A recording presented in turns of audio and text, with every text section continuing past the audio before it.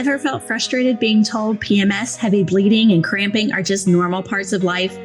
You are not alone. I loathed my monthly cycle for decades. That all changed when I earned 3 health coaching certifications, discovering something incredible. Your period is vital. It is an outward sign of your inner health, and it holds the key to unlocking your full potential.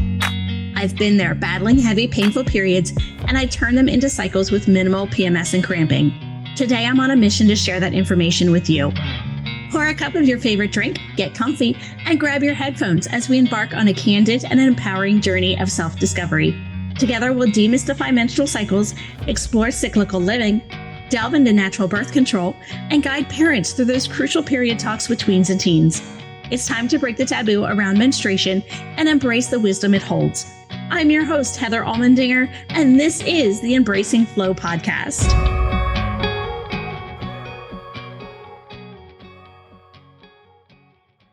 Hello, everyone, and thank you for joining us on another episode of Embracing Flow. Our guest today is an expert at Embracing Flow. I'd like to introduce you to Jeanne Andrus, the Menopause Guru. Jeanne's been coaching, writing, and speaking about menopause for over a decade.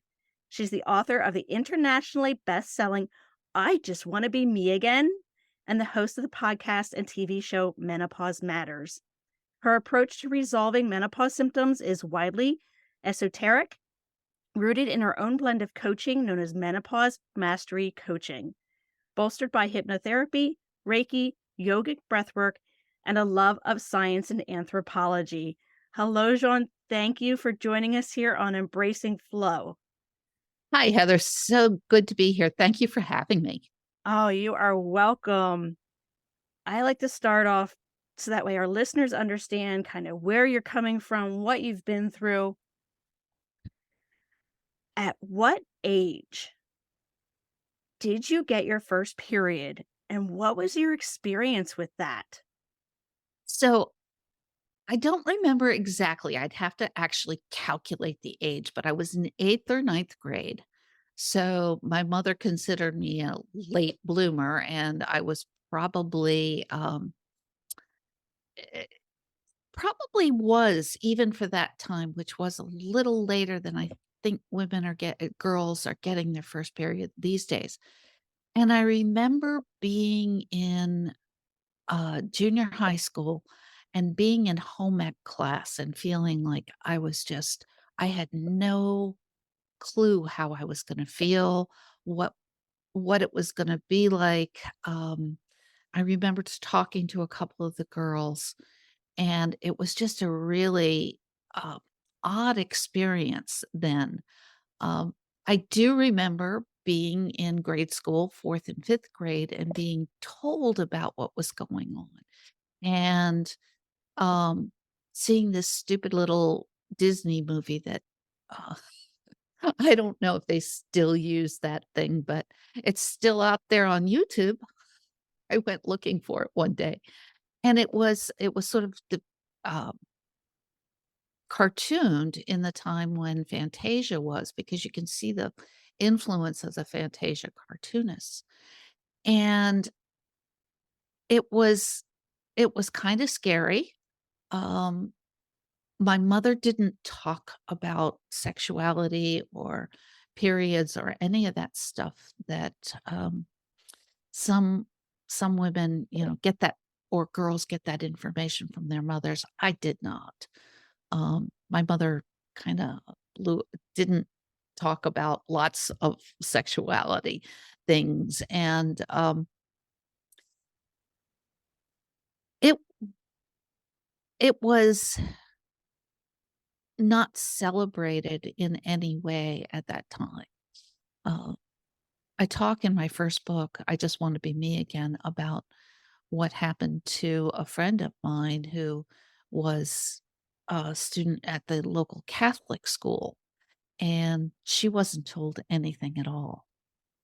And the Catholic schools just didn't, it wasn't something that they talked about. They figured your mother would if you were going to get it, any talk at all. And she went to school one day, got her period at school, had no idea what was going on, thought she was dying. literally thought she was dying. And she went home, she hid her panties from her mother. I think she went to confession, and basically prepared to die.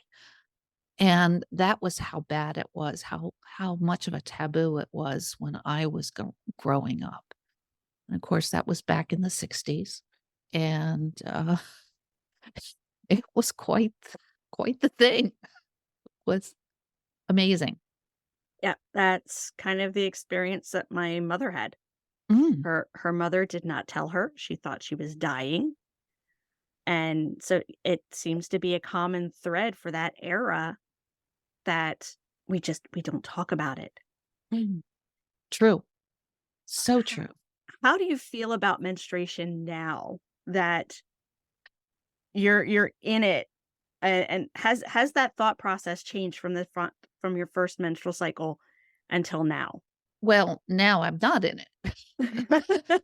So I have been, 10, 11 years since I had my last period, maybe 12. Um, I was never really good at tracking. So the only time I really cared how long there was between my last cycle and my next was when I was pregnant. Although I admit to a couple of scares in my early 50s when I was starting to get a little irregular.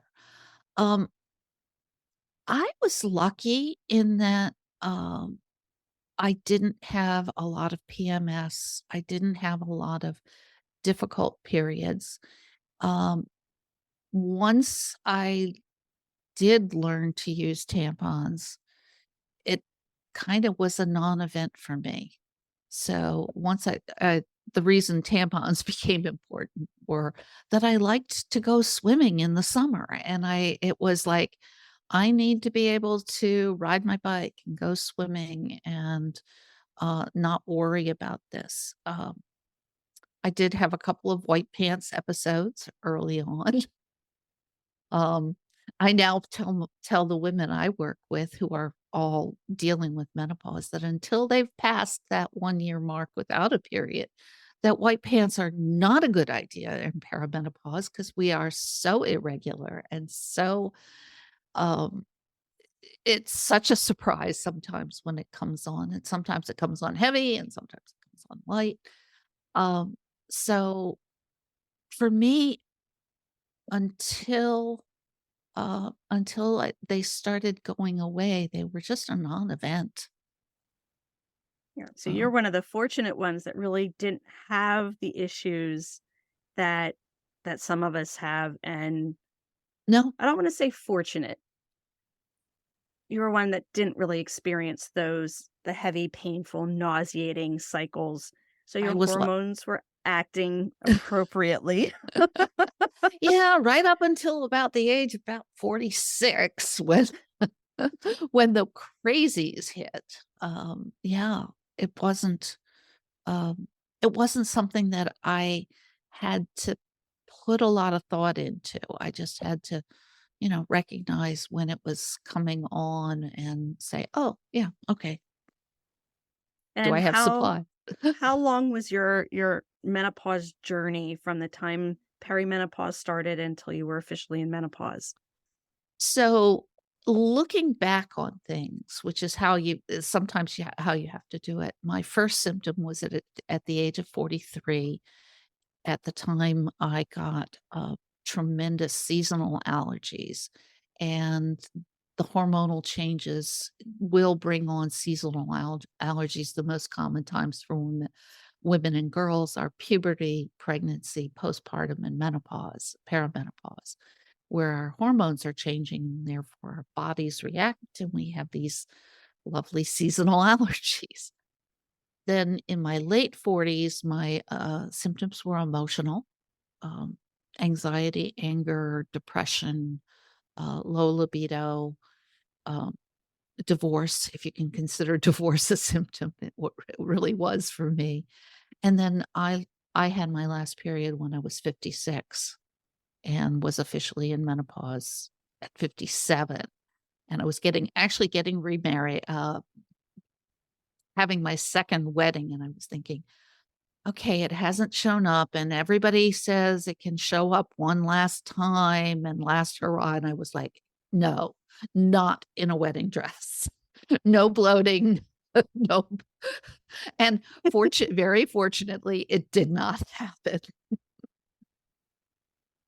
So my last was that. So it was about 15 years, Yeah. 14, 15 years. And I've heard that it can be between like 10 to 15 years. It could be short or it can be long. Thank you, Jeanne, for coming on today. Where can we find more information on you and possibly looking into your coaching or your book? Where can we find more, how to get a hold of you and how to find you?